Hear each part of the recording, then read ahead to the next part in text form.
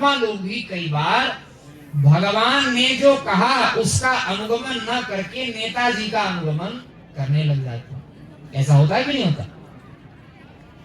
जगत गुरु जी ने कहा, बहुतों ने कहा कि मुहूर्त की बात है, बहुतों ने कहा कि आधे मंदिर की बात है, वो सब बात ठीक है, लेकिन ऋग्वेदीय पूर्वामनाएं गोवर्धन मठ सावधान, ये बात अभी जो हम कहने जा रहे हैं, सनातन धर्म के वर्तमान समय में सार्वभौम धर्म गुरु जगत गुरु, वो विद्वत वरिष्ठ ब्रह्मविद वरिष्ठ श्रोत्री ब्रह्मनिष्ठ सनातन धर्म के सार्वभौम आचार्य चरण अनंत विभूषित गोवर्धन मठ पूरी पीठाधीश्वर जगत गुरु शंकराचार्य भगवान ने कहा कि गर्भगृह में प्रवेश करके मूर्ति का स्पर्श करने का जिनको शास्त्रीय प्रावधान नहीं है, ऐसे व्यक्ति चाहे किसी भी पद में हो, उनको गर्भगृह में प्रवेश नहीं करना चाहिए। और यही शास्त्र की मर्यादा है। इस शास्त्र की मर्यादा का उल्लंघन होगा और मैं क्या बैठकर वहां ताली बजाऊंगा? शंकराचार्य जी ने ये बात कही।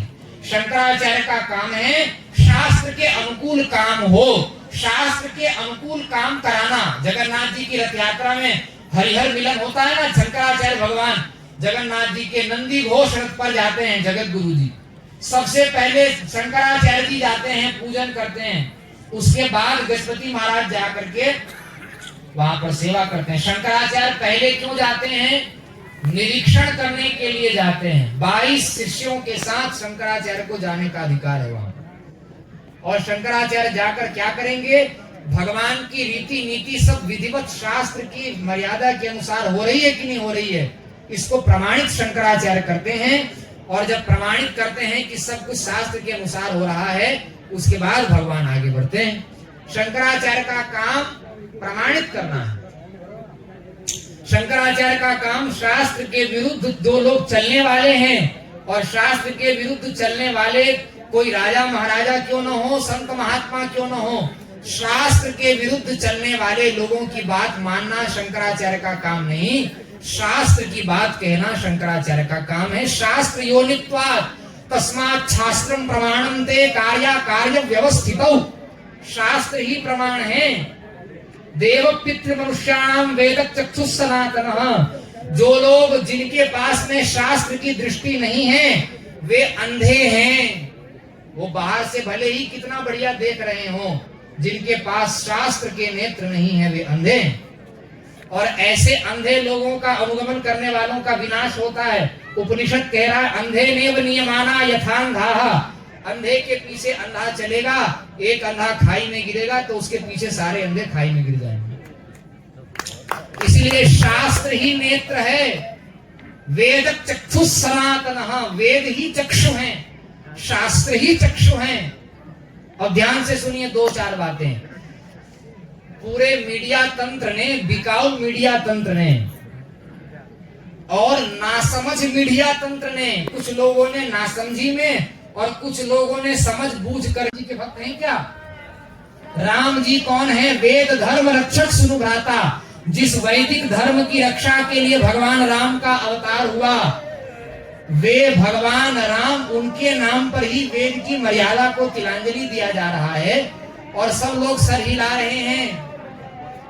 तो विचार करने की आवश्यकता है कि हम धन के लोभी हैं, हम धन के भक्त हैं, रुपया कौड़ी के भक्त हैं, पद प्रतिष्ठा के भक्त हैं, सम्मान के भक्त हैं, मीडिया में छाने के व्यामोह के भक्त हैं, या राम जी के भक्त हैं। इसका विचार होना चाहिए।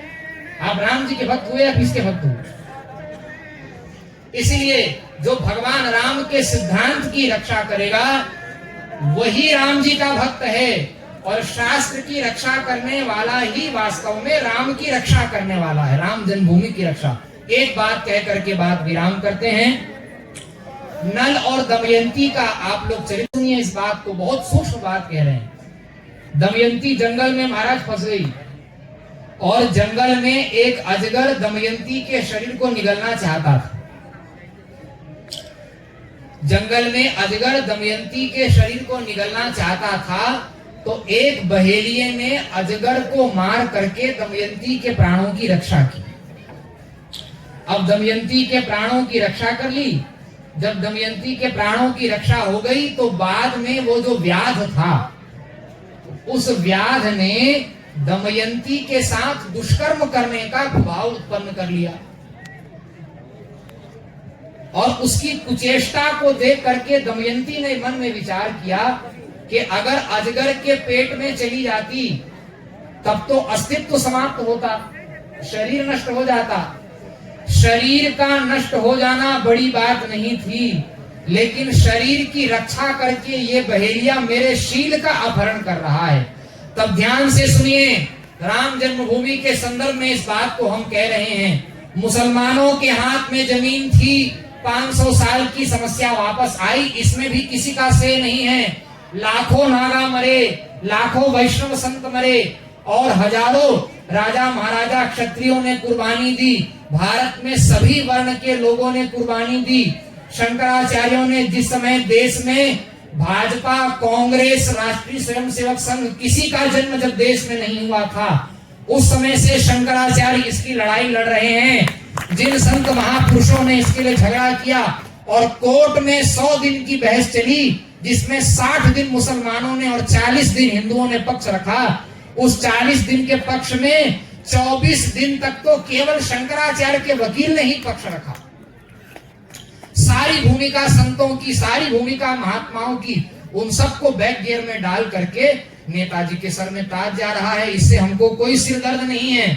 आप खूब ताज पहनिए, लेकिन उसके नाम पर आप शास्त्र की तिलांजलि नहीं दे सकते। ध्यान से सुनिए, दमयंती का वह चरित्र जो मैंने दृष्टांत के रूप में प्रस्तुत किया, अब इसको अयोध्या राम जन्मभूमि में दृष्टांतिक के रूप में घटाना आवश्यक है।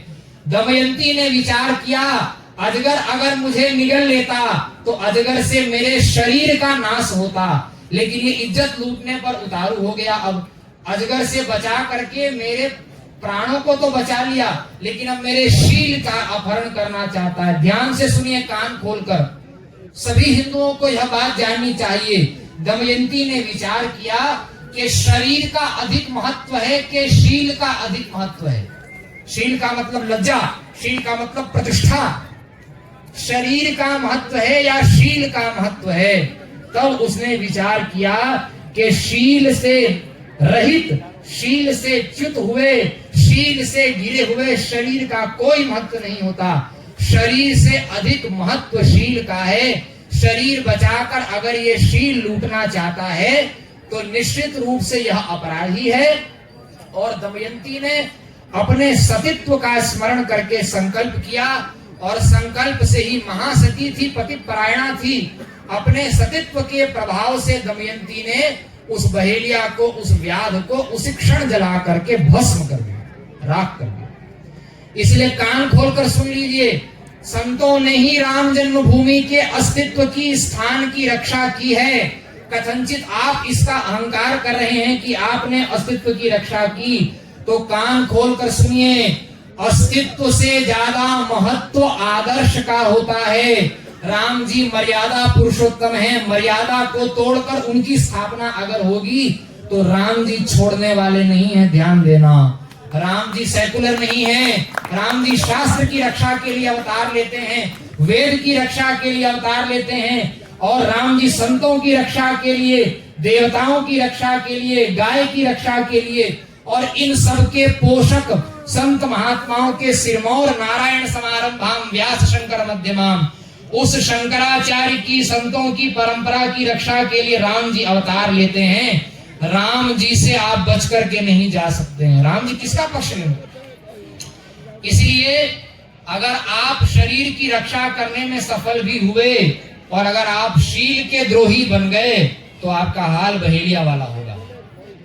अगर आप अस्तित्व को बचाने वाले हैं लेकिन आदर्श को छोड़ रहे हैं तो कान खोलकर सुन लीजिए, स्वर्णाक्षरों में इसको लिख लीजिए, अस्तित्व का महत्व है लेकिन आदर्श विहीन, आदर्श से रहित अस्तित्व का कोई महत्व नहीं है।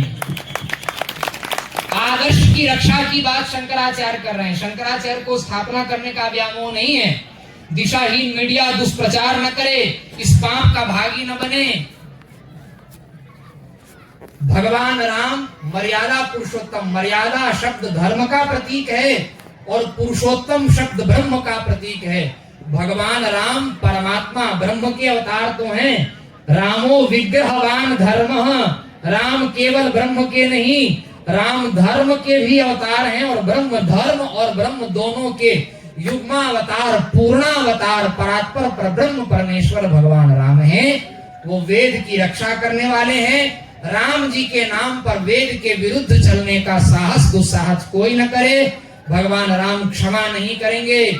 और शंकराचार्य जी ने केवल एक बात कही है कि मर्यादा की सीमा में सब जाएं, प्रधानमंत्री जाएं, मुख्यमंत्री जाएं, राज्यपाल जाएं, गर्भगृह में प्रवेश और मूर्ति में प्राणों का आह्वान होने के बाद में उसका स्पर्श वे ही लोग करें जो उसमें अधिकृत हैं। बाकी लोग अपनी अध्यक्षता करें, बाहर से बढ़िया घृत का दीपक जला करके, विशाल दीपक जला करके और भगवान राम की महाआरती कर दें। इससे क्या होगा? करिए लोक मत साधु मत नृप नय निगम निचोरी, लोक मत की रक्षा भी हो जाएगी, साधु मत की, शंकराचार्य के मत की रक्षा हो जाएगी। शंकराचार्य का अपना अलग से कोई मत नहीं है।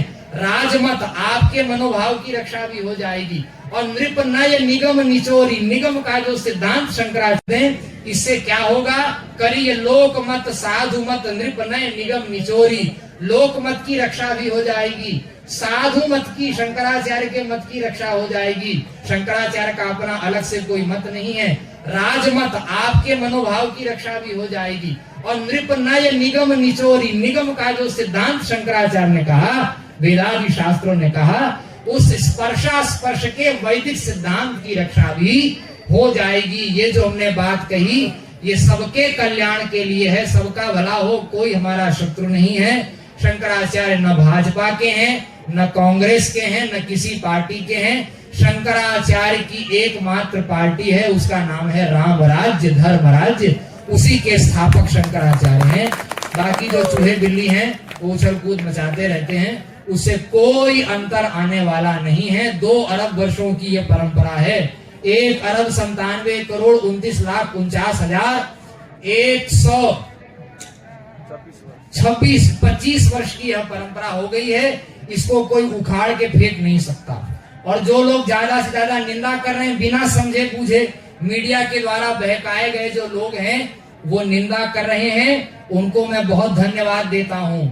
वे गोवर्धन मठ पूरी पीठ के वर्तमान शंकराचार्य का इतिहास उज्जवल कर रहे हैं। धूर्त लोगों ने, नकली इतिहास लिखने वाले लोगों ने मुगल काल में शंकराचार्यों की अध्यक्षता में जब देश में तुर्कियों ने, फिरकियों ने, मुसलमानों ने, यवनों ने, म्लेच्छों ने, क्रिश्चियनों ने और मूर्ति भंजकों ने जब इस देश पर, सनातन संस्कृति पर कुठाराघात किया, उस समय इस देश के शंकराचार्य, इस देश के वैष्णवाचार्य, इस देश के नागा, इस देश के महंत, इस देश के मंडलेश्वर, इस देश के साधुओं ने जो अपने प्राणों की आहुति दी, धूर्त इतिहास लिखने वाले लोगों ने और सीबीएसई की एनसीईआरटी की पुस्तक में, हिस्ट्री की पुस्तक लिखने वाले लोगों ने साधुओं का, शंकराचार्यों का पूरा इतिहास चाट लिया, सारा इतिहास गोल कर दिया, गायब कर दिया। कहीं नहीं लिखा राम जन्मभूमि में ही केवल लाखों नागा मरे हैं। और दूर मत जाइए, जगन्नाथपुरी में भगवान का नागार्जुन भेष होता है। वो नागार्जुन भेष क्या है? मुगल काल में जब नागा सैनिकों ने भगवान जगन्नाथ के मंदिर की रक्षा की, चतुर्धा दारू विग्रह की रचना की, उसके स्मरण में उसी तिथि में भगवान का नागार्जुन भेष होता है। ये भारत का, ये पुरी का, ये द्वारिका का, ये काशी का, ये मथुरा का, ये अयोध्या का, ये हमारे 40,000 ध्वस्त हुए मंदिरों का स्वर्णिम इतिहास है। जहां हमारे संत खड़े हुए, लोहा लिया, वो सब चाट गए ये लोग। और आज भी वही होता। मैं धन्यवाद दे रहा हूं दिशाहीन मीडिया तंत्र को और नकली लोगों के आईटी सेल को, जो बार बार पुरी के शंकराचार्य जी को राम जन्मभूमि स्थापना का विरोधी सिद्ध कर रहे हैं। बहुत बहुत धन्यवाद। आप जितना ज्यादा विरोध करेंगे उतना अधिक आप इस बात को गड़ा गड़ा करके पत्थरों में लिख रहे हैं, आप अंकित कर रहे हैं भविष्य की पीढ़ियों के लिए। उनको याद रहेगा कि जिस समय शास्त्र के विरुद्ध कोई शासक चल रहा था, दक्षिणा के लोभी संत महात्मा जो बहुत से उनके चिट्टे बिट्टे बन करके उनकी जय जयकार करने लग गए, सोई रावण कह भई सहाई स्तुति करही सुनाई सुनाई, ऐसे जो लोग हो गए, उन चाटुकारों के चाटुकारी करने पर भी, शासक का धर्म विरुद्ध आचरण करने पर भी उस समय पुरी के शंकराचार्य जी ने शास्त्र की बात बिना डरे मुखर होकर के सिंह के समान गर्जना की। ये बात लोगों को याद रहेगी, इसलिए ज्यादा से ज्यादा जो विरोध कर रहे हैं वो शंकराचार्य जी के इतिहास को गाढ़े अक्षरों में लिख रहे हैं, और वो पीढ़ियां इनके विरोध के कारण याद करेगी 500-1000 साल बाद भी कि उस समय ऐसे कोई शंकराचार्य हुए थे जो उस समय एक तरफ सब लोग हो गए शास्त्र के विरुद्ध चलने वाले, उस समय भी उन्होंने शास्त्र की रक्षा का मार्ग अपनाया, अपने प्राणों को हथेली पर लेकर। पुरी के शंकराचार्य का इतिहास उज्जवल होगा, उज्जवल है और उज्जवल रहेगा। और मैं भगवान से बारंबार प्रार्थना करता हूँ, यहाँ प्रतिष्ठित होने वाले भगवान रामलला से और सर्वव्यापक परमात्मा भगवान राम से यह प्रार्थना करता हूँ कि वे शासकों को सद्बुद्धि दें कि जहां तक उनकी सीमाएं हैं वहीं तक आगे बढ़ें। अपनी बाउंड्री का अतिक्रमण करके जब कोई नहाने लग जाता है नदी में तो डूबने की संभावना होती है ना, इसीलिए हम उनसे भगवान से प्रार्थना करते हैं कि वे शासकों को ऐसी सद्बुद्धि दें कि वे स्वयं भी डूबने से बच जाएं, और दिशाहीन मीडिया के माध्यम से जो लोगों को बहका रखा है वो बहकी हुई जनता भी, राजा अगर कोई प्रमाद करता है तो उसका दुष्परिणाम प्रजा को भी भोगना पड़ता। इसीलिए उस प्रमाद से जो क्लेश उत्पन्न हो सकता है, भगवान राम का स्थान हमको मिला, इस बात की अत्यंत प्रशंसा है। भगवान का मंदिर बना, इस बात की अत्यंत प्रशंसा है। जिन लोगों ने बनाया उन सब की खूब खूब खूब प्रशंसा है। लेकिन भैया आप कितना भी बढ़िया काम करें, गुण सागर नागर नरजोई, अलप लोभ भल कहीं न कोई। आप कितना बढ़िया भी गुणों का समुद्र हो, अगर थोड़ा भी लोभ आ गया तो वो थोड़ा लोभ आपके सारे गुण पर पानी फेर देगा। जो अमृत का घड़ा होता है ना, उस अमृत के घड़े में एक बूंद भी अगर विष आ जाए तो अमृत अपना स्वाभिमान रखता है, अमृत के घड़े में एक बूंद अपना अमृतत्व छोड़ देता है, पूरा विष बन जाता है। इसलिए अभी तक जो काम अमृत के समान हुआ उसमें मूर्ति प्रतिष्ठा में स्पर्श की मर्यादा शंकराचार्य ने, मैं फिर कह रहा हूँ, पुरी के शंकराचार्य ने जो कहा वो मूर्ति के स्पर्श की, गर्भगृह में प्रवेश की बात, उसमें शासक मनमानी न करे। शास्त्र के विरुद्ध चलने पर शंकराचार्य क्या करेंगे? अगर ये देखना ही आप चाहते हैं तो ताल ठोक कर जो करना है सो कर लीजिए, उसके बाद देखिए प्रमाण क्या निकलता है, परिणाम क्या निकलता है। नमः पार्वती पतये हर हर महादेव।